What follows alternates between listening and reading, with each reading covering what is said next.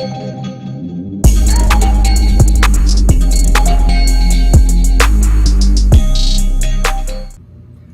everybody, it's Brad Halleck from BHCosplay. I'm putting together some videos that show you some quick tips on how to do some basic things with regards to cosplay builds. When I first started cosplaying, I didn't have any idea what kind of foam to use or what kind of tools to use to cut that foam. I was able to find some videos online, but I wanted to make one that was simplified and really short and sweet. I hope you enjoy this BHCosplay quick tips video about EVA foam cutting. All of the items I'm talking about today can be purchased either online at a hobby or craft store or at a home improvement store. What I have on my workbench is an Alvin brand rubberized cutting mat. These mats come in multiple sizes, so you'll easily be able to find one to fit your workspace. There are lots of things to cut foam with out there, but I use these 3 knives almost exclusively. The knives I use are an X-Acto knife and then 2 different sizes of snap-off blade knives. You'll also want to pick up a knife sharpener and some WD-40, which helps in the sharpening process. The brand of knife sharpener I have is a Gerber. There are a ton of different options for foam out there, but the foam I'll be cutting today is commonly referred to as EVA or floor mat foam. Generally speaking, floor mat foam has one side that has a texture to it, while you can purchase other types of thinner foam that have no texture on either side. There are a lot of different options for buying EVA foam out there, but one of the best places I found is a place called TNT Cosplay Supply. The foam they sell is smooth on both sides and ranges in size from 2mm up to 10mm. This first cutting technique I'm showing you is when you're cutting a line that's curved. Typically, I like to use my smaller X-Acto knives for these kind of cuts. First, I will apply a small amount of WD-40 to my sharpening stone, and then I will sharpen my knife. So here's the method I use for sharpening my X-Acto knives. As you can see, I'm drawing the blade downward and pulling back at the same time. You want to keep the blade at a slight angle to the sharpening stone. Here is a slowed down version showing how to sharpen the knife. Once you've sharpened your knife, you want to press the knife into the cutting surface first and then draw it into the foam. Now you can see that I'm actually maneuvering the foam around on the cutting surface instead of trying to maneuver my hand while I cut the line. This will make the cut more smooth and help you follow the line more closely. You want to make sure that you have good downward pressure and the blade is straight up and down as you pull it through the foam. This next technique is simply cutting a straight line. I always like to use a ruler if I have the ability to do so.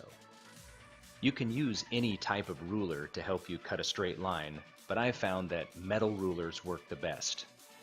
If you use a plastic or wood ruler, you run the risk of gouging the knife blade into the ruler itself and ruining your cut and also ruining your ruler. Just like with the curb cut, you start with the blade pushed down into the matte surface before you pull it into the foam.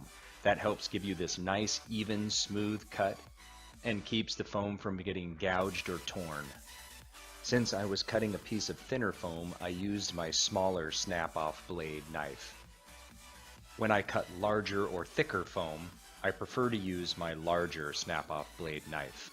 Regardless of the knife you use, the principle is the same. Push the knife blade into the cutting surface first, then draw it through the foam. Make sure that your cut is nice and smooth and your blade is straight up and down or perpendicular to the cutting surface. If possible, position your ruler in a way that the scrap piece is to the same side as your blade. That way, if your blade accidentally wanders into that area, you haven't ruined the piece you're trying to cut. The next technique I'll show you is cutting an inside corner. Once you have your pattern, you want to make sure that you start by placing the knife blade into the corner itself and drawing away from that point.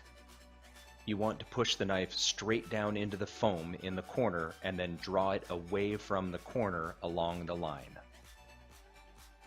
You want to use the exact same technique to cut the other side. Push the blade into the corner and pull it back along the line.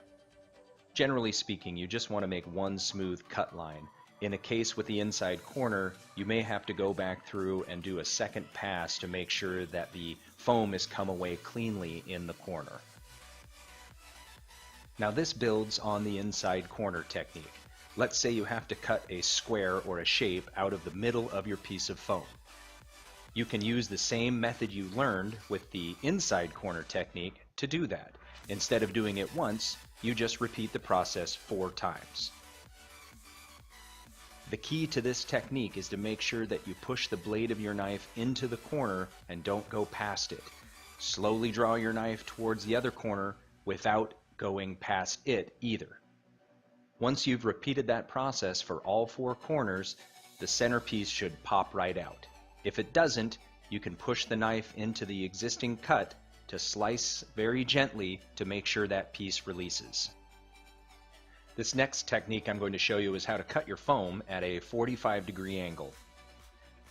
This has a lot of different applications in allowing you to connect your pieces of foam at different angles. I have a bandsaw that allows me to cut these 45-degree angles fairly easily. If you don't have access to one, here's a simple technique that gets you really close to that 45-degree angle mark. First, you need to determine the thickness of your foam. In this case, this piece of foam is 10 millimeters. Once I've drawn my line where I want my cut to be, I then tilt the foam on its side and draw a line down the edge of the foam. From there, I measure 10 millimeters over and make another mark. The reason I'm doing this has to do with geometry. If you don't like geometry or math, plug your ears. If you do understand geometry, you'll understand that what I'm doing is I'm making a right triangle that has 2 equal length sides, 10 millimeters and 10 millimeters. When I connect those 2 corners, that creates a 45-degree angle. That line connecting those corners is the line I want to cut my foam on. This is where I put the reference lines printed on my cutting mat to use. I'm going to line up the line on the bottom of the piece of foam with one of the lines on the cutting mat. By doing this, it allows me to start my blade on that good 45-degree angle. The key is, as I pull the knife through the foam, I try to make sure my hand stays in exactly that same position to maintain that 45-degree angle cut.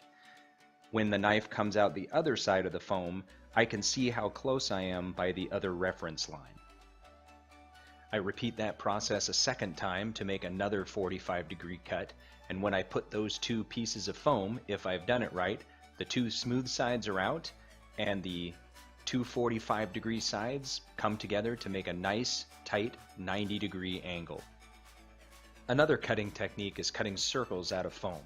Now, it's really difficult to get a nice clean cut in a circle, so make sure your knife is nice and sharp. Whenever I'm cutting any tight curves or circles, I always like to use my X-Acto knife because it has the smaller blade. If you're cutting thicker foam, you probably won't be able to do that, so you may have to use the thinner of the break-off blades. Once you have your pattern, push your knife blade into the foam and start drawing it along the line of cut.